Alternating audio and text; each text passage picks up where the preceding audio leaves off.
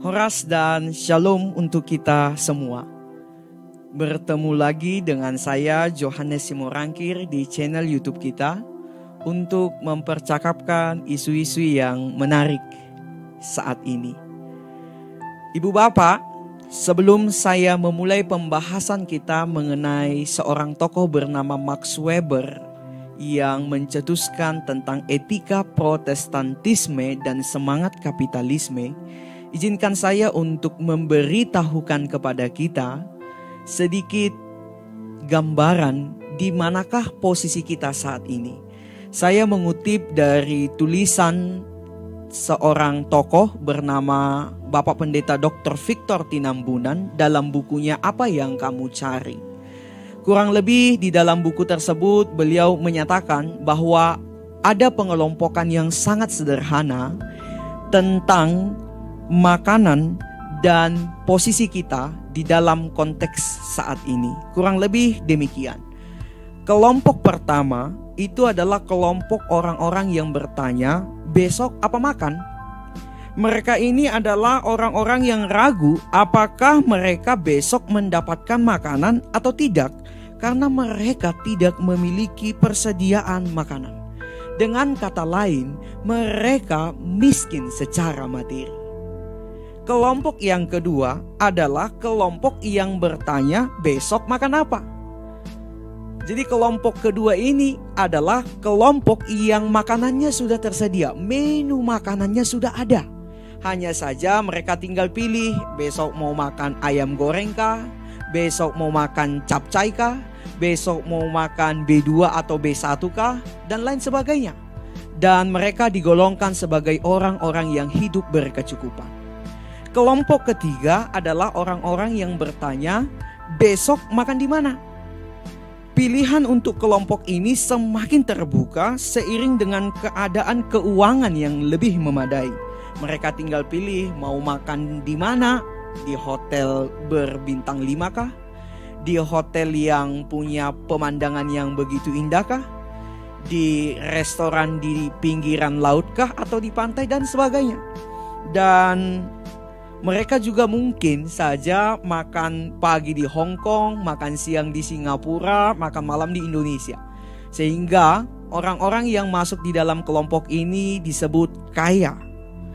Dan kelompok terakhir atau kelompok 4 adalah kelompok yang bertanya, besok makan siapa? Nah, ini menarik sekali dengan kaitannya pembahasan kita hari ini. Karena orang-orang yang masuk di dalam kelompok keempat ini adalah orang-orang yang bertanya, besok makan siapa? Mereka adalah pemilik modal dan perusahaan raksasa yang tidak berperi kemanusiaan, yang bisa dengan gampang membuat perusahaan lain gulung tikar. Dan mereka inilah yang mungkin dapat disebut sebagai orang yang kaya raya. Ibu Bapak, memang betul seperti yang dituliskan oleh Bapak Victor Tinambunan, penggolongan ini sangat sederhana dan mungkin tidak mencerminkan posisi kita masing-masing. Tetapi setidaknya klasifikasi sederhana ini sudah menolong kita untuk memetakan posisi kita saat ini. Maka kita mau lihat bahwa dalam kaitannya dengan makan, ternyata kita itu juga punya posisi di masing-masing bagian kita, di kehidupan kita masing-masing. Ibu Bapak, tidak ada jaminan bahwa kelompok besok makan di mana lebih bahagia dibandingkan dengan kelompok besok makan apa. Tetapi sedikit banyaknya hari ini kita mau mempercakapkan bagaimana sebenarnya bekerja itu dipahami bukan hanya soal makan, bukan hanya soal minum, bukan hanya soal memenuhi kebutuhan pribadi, tetapi bagaimana bekerja dipahami sebagai jalan untuk memenuhi tugas dan panggilan suci kita sebagai orang Kristen. Oleh karena itu, mari kita mempercakapkan ini dengan membahas satu tokoh yang sangat hebat, yang sangat terkemuka di masanya bahkan hingga masa kini, yaitu Max Weber. Tentu ketika mendengar Max Weber, kita akan langsung berpikiran tentang kapitalisme. Ya, Anda benar. Max Weber adalah seorang tokoh yang mencetuskan kapitalisme yang lahir di Erfurt di Jerman pada tanggal 21 April tahun 1864. Max Weber adalah orang yang berasal dari keluarga kelas menengah, di mana ayahnya itu adalah seorang ahli hukum yang cakap dan penasehat kota peraja yang sangat menyukai kesenangan dunia.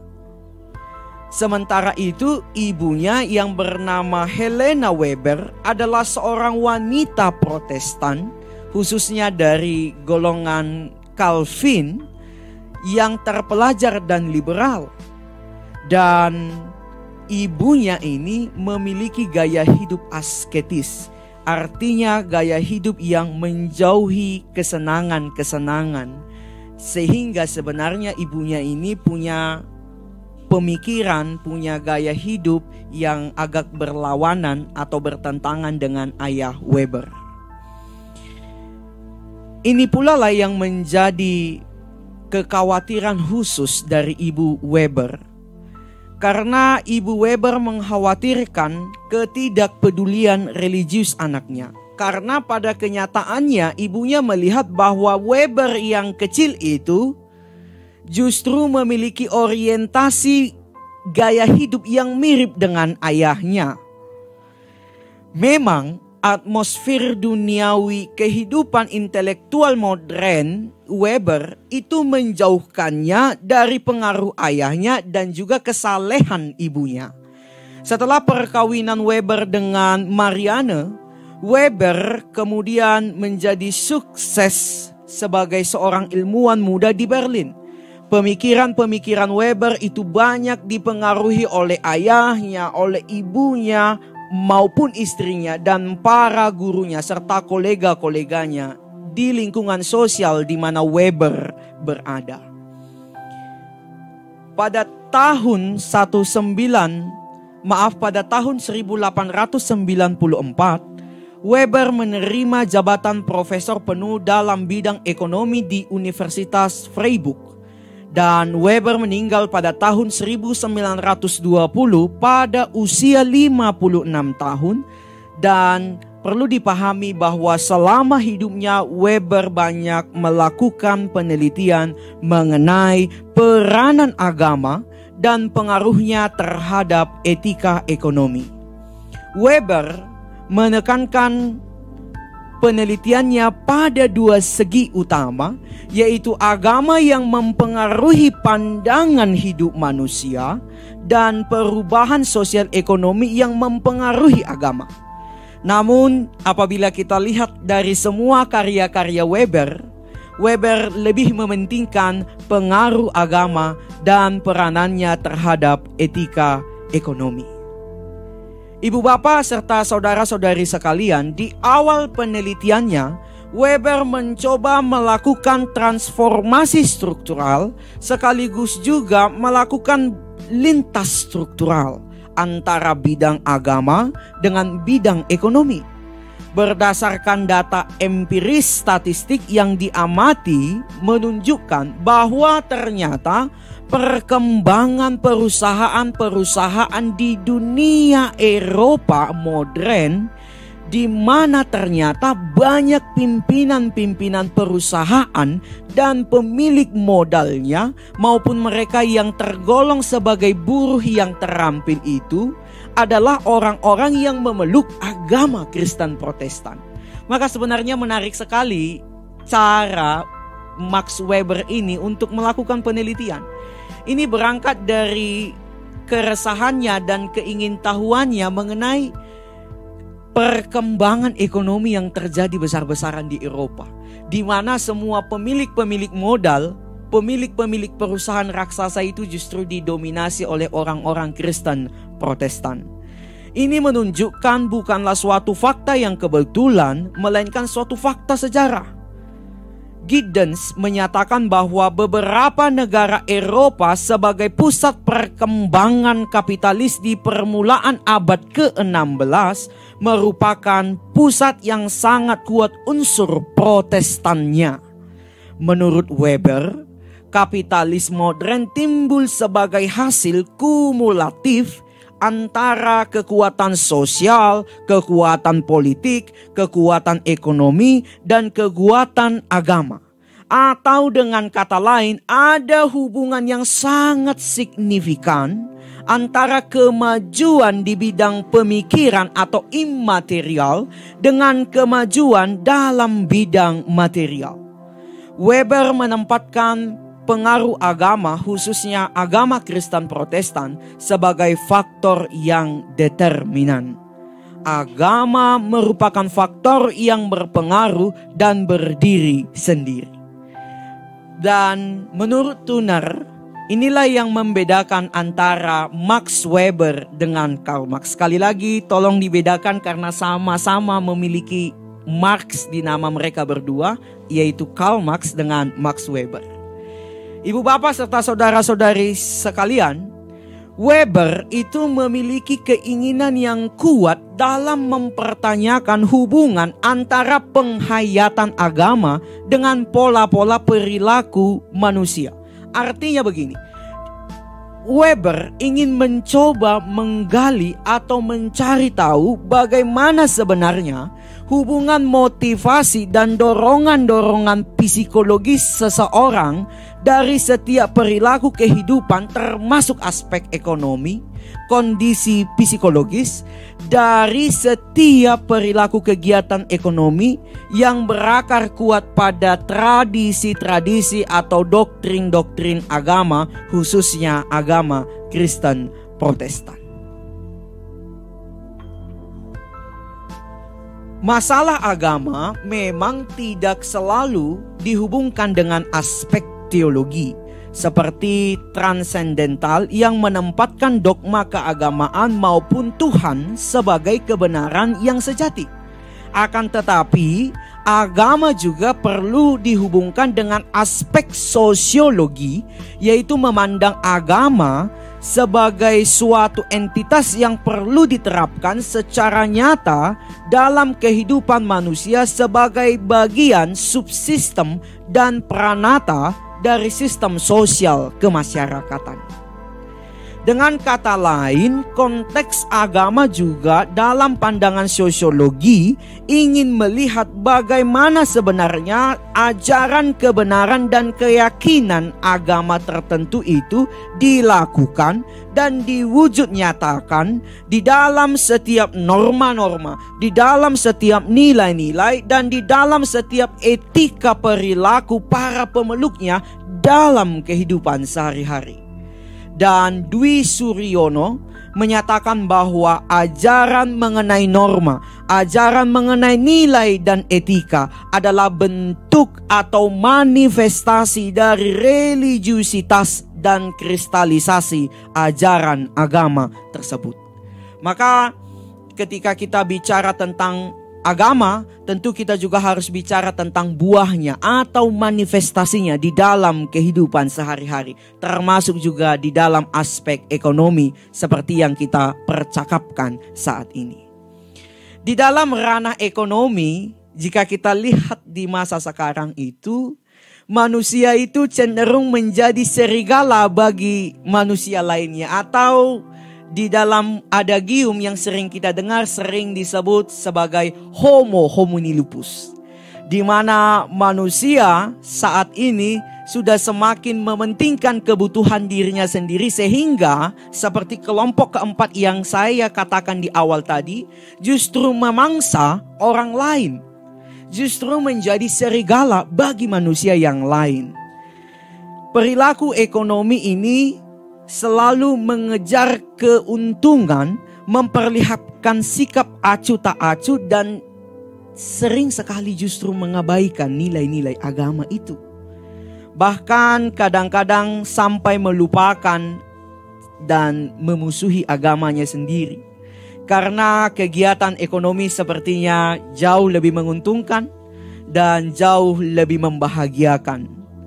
Namun dalam kenyataannya ketika itu Weber melihat bahwa justru itu tidak terjadi di dalam Protestan, agama Kristen Protestan. Bahkan sebaliknya muncul dari agama Kristen Protestan suatu desakan yang begitu kuat yang mendorong seseorang untuk terlibat di dalam kegiatan sehari-hari dengan penuh gairah dan antusias.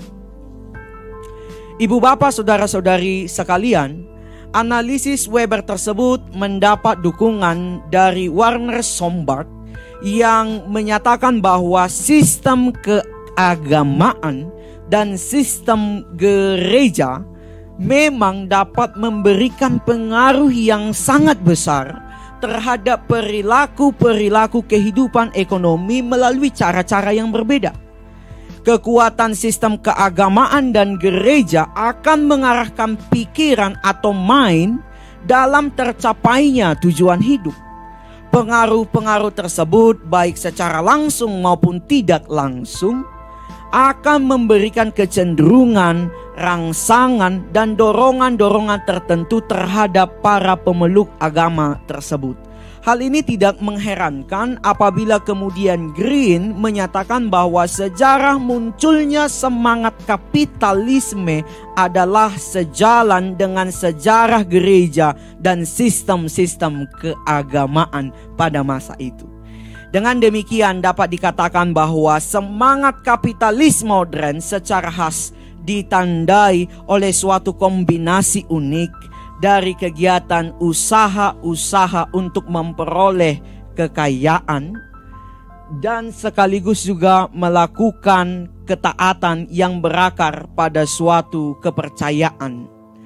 Ibu bapak, saudara-saudari sekalian, pada tahun 1904 Weber menulis esai tentang problem sosial dan ekonomi status jangker, objektivitas dalam ilmu sosial, dan bagian pertama Protestant Ethic and the Spirit of Capitalism. Sekembali ke Jerman, Max Weber merampungkan bagian kedua dari The Protestant Ethic yang dalam sepucuk surat kepada Rickert ia sebut sebagai asketisme Protestan. Ia menyebut ini sebagai panggilan jiwa modern, semacam konstruksi spiritual ekonomi modern. Pemikiran Weber dalam The Protestant Ethic and the Spirit of Capitalism merupakan langkah pertama Weber untuk memasuki bidang sosiologi agama, mempercakapkan atau membahas mengenai hubungan berbagai kepercayaan keagamaan dan etika praktis, khususnya etika dalam kegiatan ekonomi di kalangan masyarakat barat sejak abad ke-16 hingga sekarang. Dalam tesisnya itu, Weber membahas mengenai reformasi ajaran gerejawi yang memunculkan agama Kristen Protestan. Weber pada akhirnya mempelajari dan mengikuti alur perjalanan reformasi yang dicetuskan oleh Martin Luther dan John Calvin sebagai penggerak reformasi gereja pada saat itu. Reformasi ini menuntut pembaharuan terhadap gereja, terutama dalam bidang administratif, dalam bidang moral, dan juga hukum. Ibu bapak serta saudara-saudari sekalian, izinkan saya juga di dalam kesempatan ini untuk mempercakapkan sedikit mengenai sejarah agama kekristenan itu, karena ini berkaitan dengan konteks yang mempengaruhi Weber di dalam meneliti tesisnya itu. Martin Luther dan John Calvin mengadakan reformasi gereja karena adanya dorongan atau desakan dari diri mereka yang jenuh, yang mungkin terganggu karena situasi gereja saat itu sedang buruk sekali. Pada masa itu, gereja sudah tidak lagi menjadi entitas yang melakukan gerakan spiritual seperti yang Yesus lakukan dulu ketika masih melayani di dunia. di kemudian hari gereja justru berkembang menjadi entitas yang justru mementingkan kepentingan politis yang juga berkaitan dengan kepentingan ekonominya. Dan ini mencapai titik kulminasi saat lahirnya doktrin atau ajaran gereja mengenai penghapusan dosa dengan surat utang atau sering disebut dengan indulgensia.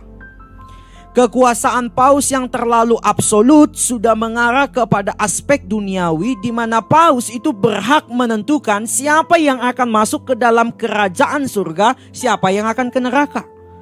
Menentukan besaran pajak juga, maupun menentukan aturan negara. Karena pada saat itu memang gereja dan negara adalah dua kekuatan yang saling mempengaruhi. Kadang gereja di atas negara, kadang juga negara di atas gereja dan sebagainya. Sehingga sebenarnya hubungan yang terjadi di antara gereja dan negara pada saat itu adalah hubungan yang saling mensupport, hubungan yang saling mendukung guna melegitimasi segala tindakan politis tadi. Dan menarik sekali, di dalam konteks inilah Martin Luther dan John Calvin melakukan reformasi gereja. Reformasi gereja menurut mereka sangat penting untuk dilakukan karena mengingat bahwa gereja sudah tidak lagi netral dan terindikasi korup dan melakukan penyelewengan ajaran-ajaran yang dibalut atau dibungkus dengan baik oleh doktrin-doktrin agama yang mereka sampaikan kepada para jemaat Kristen pada masa itu. Dampak yang ditimbulkan oleh reformasi mereka tentu adalah revitalisasi nilai-nilai atau ajaran-ajaran gereja pada masa itu. Sehingga ini juga mempengaruhi kinerja ekonomi modern seperti yang diteliti oleh Max Weber.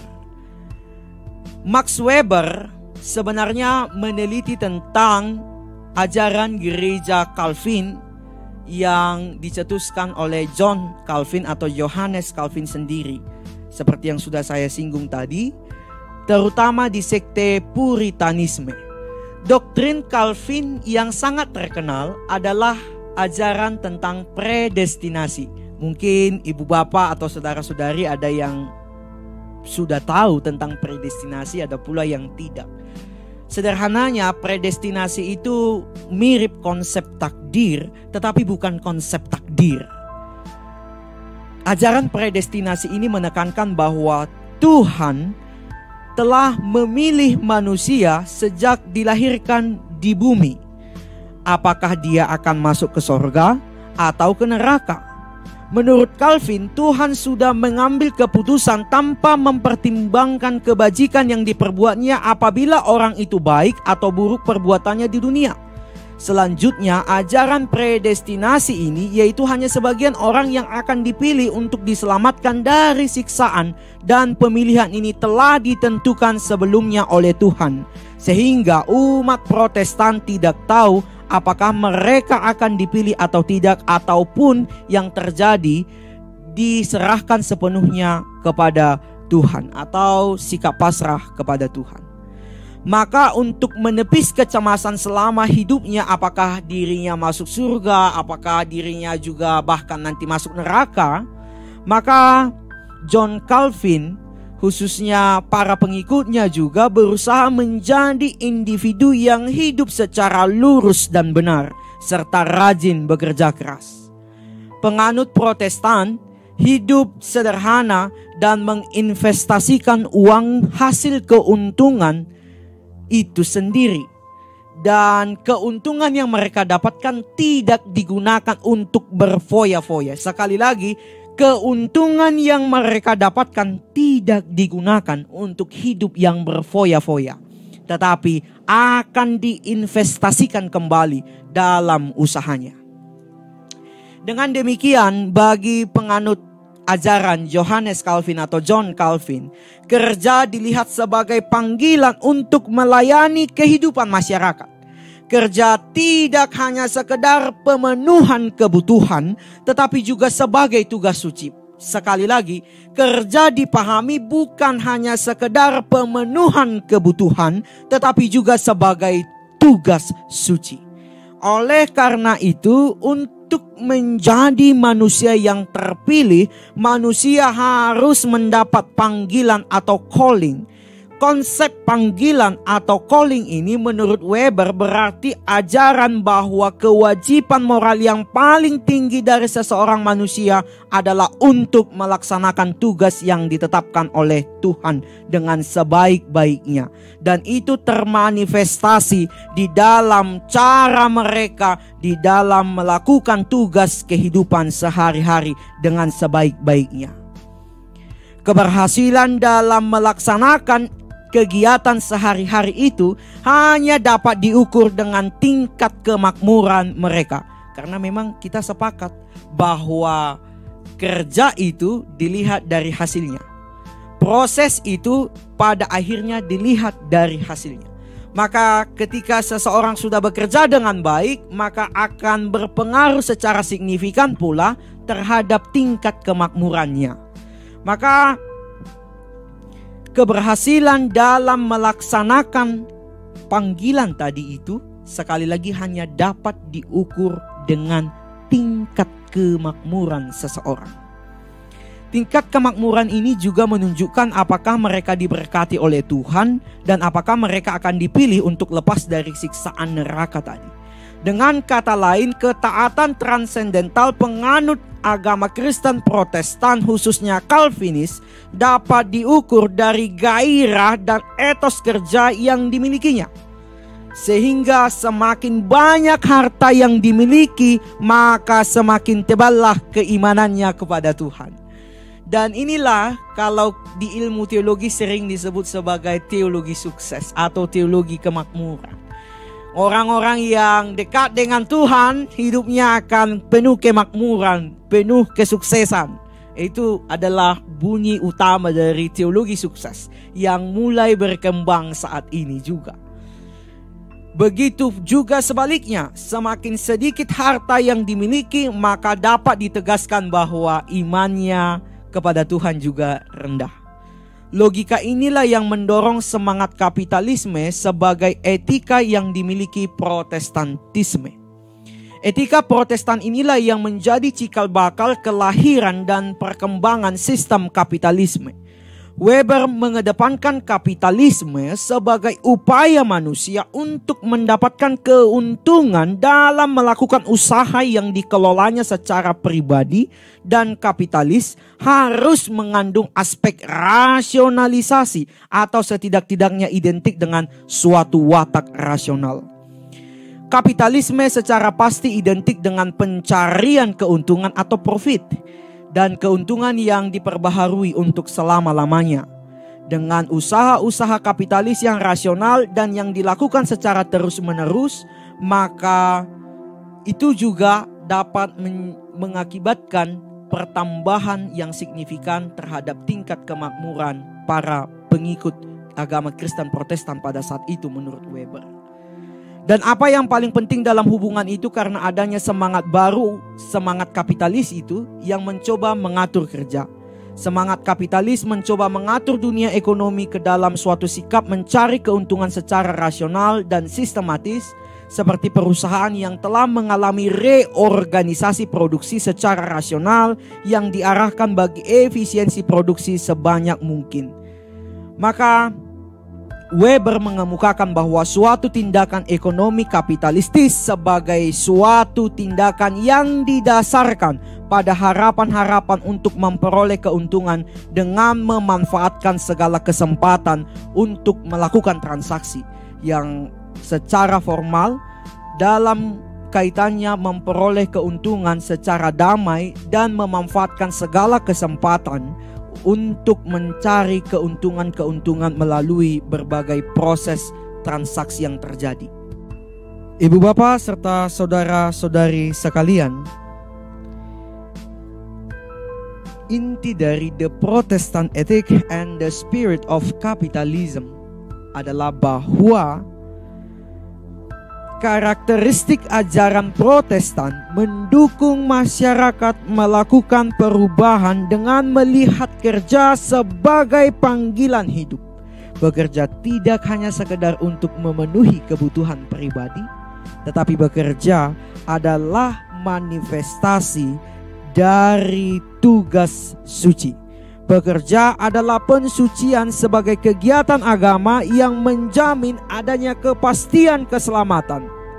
Orang yang tidak bekerja adalah orang-orang yang mengingkari sikap hidup agama dan melarikan diri dari agama. Maka dalam kerangka pemikiran teologi seperti inilah, semangat kapitalisme yang bersandar pada cita-cita ketekunan, hemat, berperhitungan, rasional, dan sanggup menahan diri adalah manifestasi dari etika Protestan. Dengan demikian, akhirnya terjalinlah hubungan yang begitu erat antara etika Protestan dan semangat kapitalisme. Ibu bapak serta saudara-saudari sekalian, semoga penjelasan ini menolong kita untuk memahami bagaimana Max Weber dalam bukunya The Ethics and the Protestant Ethic and the Spirit of Capitalism mampu untuk melihat identitas kita sebagai orang Kristen Protestan. Benar, mungkin saat ini yang menonton video ini bukan hanya dari gereja Calvin, apalagi dari orang-orang sekte Puritan, tetapi sedikit banyak ini menolong kita untuk memahami ajaran Protestan itu sendiri. Sehingga pada akhirnya kita bisa menjadi orang-orang yang rajin bekerja, hemat, dan juga mampu menjadi orang-orang yang sukses atau makmur. Mungkin benar bahwa teologi sukses itu cenderung ditolak oleh teologi kita, tetapi sedikit banyak teologi sukses itu memberikan sumbangsi yang positif bagi kehidupan kita. Selamat bekerja, selamat mempersiapkan plan-plan yang akan mengarahkan kita dalam proses bekerja. Tuhan memampukan kita. Sampai jumpa kembali. Saya mohon maaf apabila ada kesalahan yang saya lakukan di dalam memaparkan penjelasan ini. Horas dan shalom untuk kita semua.